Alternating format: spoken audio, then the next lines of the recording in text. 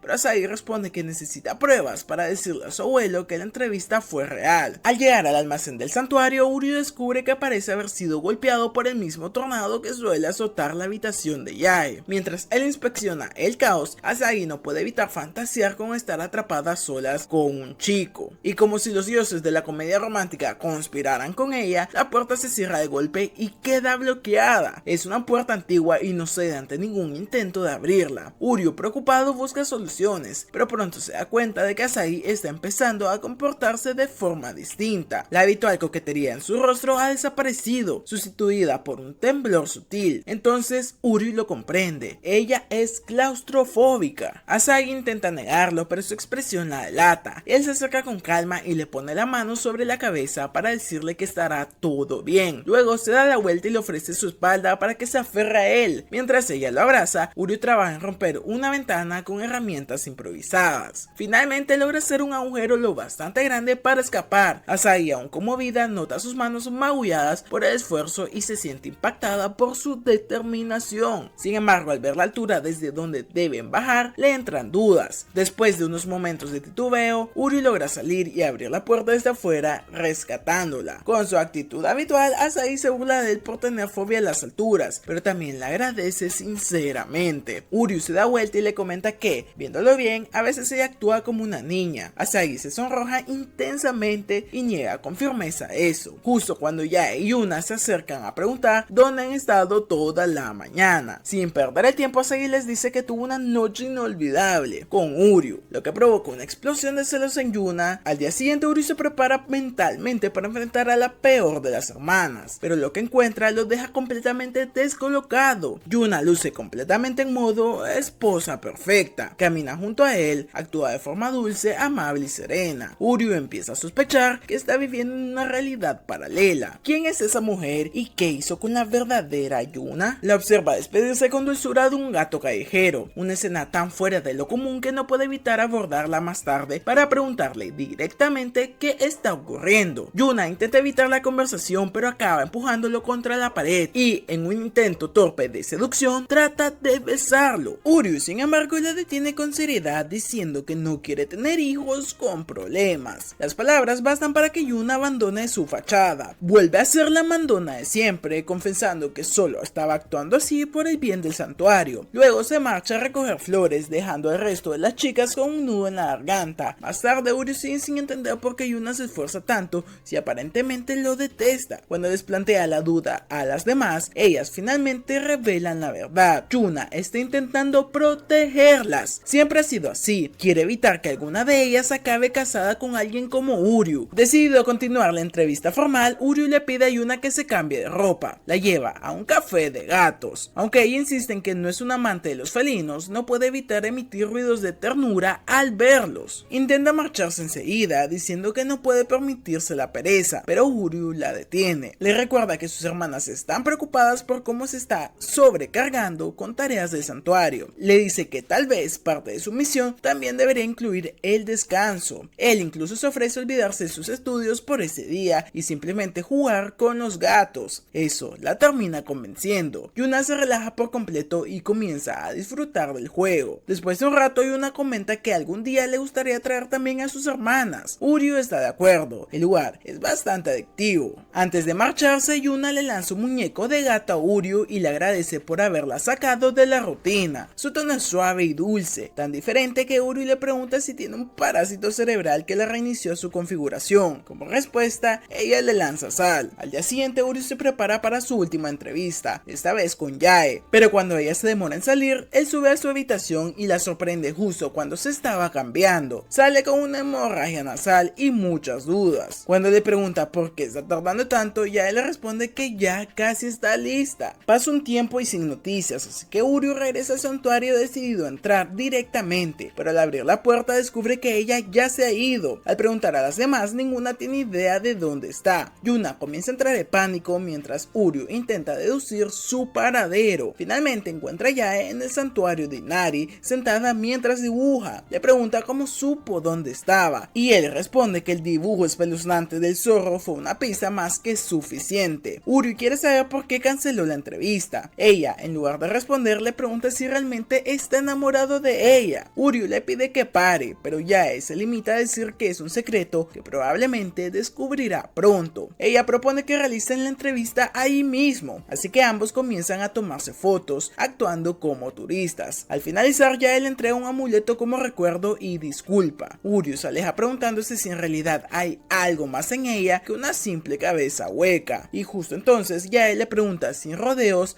a quién piensa elegir para casarse. Ella menciona algunas cualidades buenas de Yuna y Asagi, pero en su caso asegura que tiene algo mucho más suave y esponjoso. Uryu se pone tan nervioso que pierde el equilibrio y cae por unas escaleras. Mientras cae hacia atrás, comienza a ver imágenes fugaces de su vida. Recuerdos que no reconoce lo llenan de confusión, porque en uno de ellos se ve casado con las 3 hermanas. Cuando despierta se da cuenta de que todo fue un sueño. Aún confundido, se dirige a la habitación de Yae para preguntarle qué pasó realmente durante su entrevista, pero no obtiene ninguna respuesta clara. Entonces aparece Yuna, furiosa, para regañarlo por molestar a la chica. Como castigo, lo manda a recoger unos pasteles de té para un invitado importante. Ya en la tienda, Uryu escucha a unas ancianas hablar sobre el próximo festival de Amagami. Mencionan que no han ido al santuario en mucho tiempo. Cuando Uryu regresa a la casa, se encuentra con una escena tensa. Un nuevo huésped de cabello blanco y aire arrogante está discutiendo con Chidori. El anciano presenta al visitante como Moemon, el patrocinador principal del santuario. Sin rodeos, Moemon anuncia que debido a la baja asistencia y la falta del impacto del lugar, están considerando suspender por completo el apoyo financiero. Aunque ofrece dejarles la casa, menciona con condescendencia que, cuando la madre de las chicas aún estaba con vida, logró reunir a más de 1000 personas en el festival, pero desde su fallecimiento apenas alcanzan un 30% de eso. De pronto su rostro se arruga grotescamente mientras se burla sin respeto del esfuerzo que su madre hizo